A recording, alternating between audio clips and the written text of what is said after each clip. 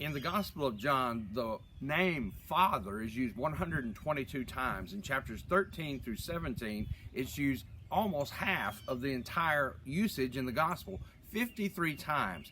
Jesus wants his disciples now, just like he wanted his disciples then, to understand there's a relationship between human beings and the Father, between us as the creation and the Creator. And in John chapter 17, verse 6, Jesus says, I have manifested your name. He's praying to his Father, remember. I have manifested your name unto the men which you gave me out of the world. They are yours, and you gave them to me. And then Jesus makes a remarkable statement, and they have kept your word. You know, there are people who think God is just wanting to zap us and catch us doing something wrong. But here, when we read this, we see that Jesus makes a statement about his disciples, what?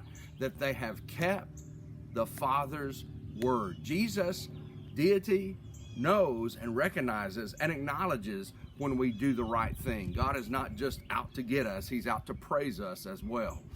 The next few verses, Jesus talks about that they had received the word and that they had believed the word, and consequently they were obviously faithfully trying to be Jesus' disciples. And then he makes a remarkable statement in verse 9 of John 17, I pray for them. You know, we want our friends to pray for us. We ask them to pray for us. We want good, godly men and women to pray for us.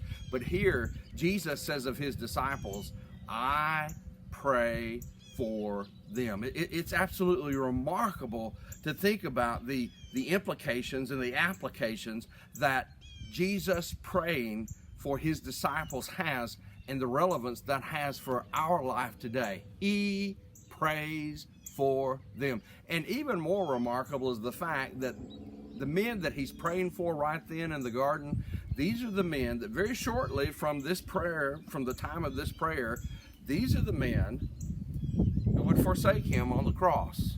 These are the men who would run away. These are the men who would deny that they knew him. But Jesus still says what? I pray for them. And we are further impressed by the fact that he says, I don't pray for the world. I'm not praying for the world, but for them that you have given me. And they are yours, and all mine are yours, and all yours are mine.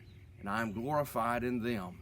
You see, when we belong to God, we belong to Jesus. When we belong to Jesus, we belong to God.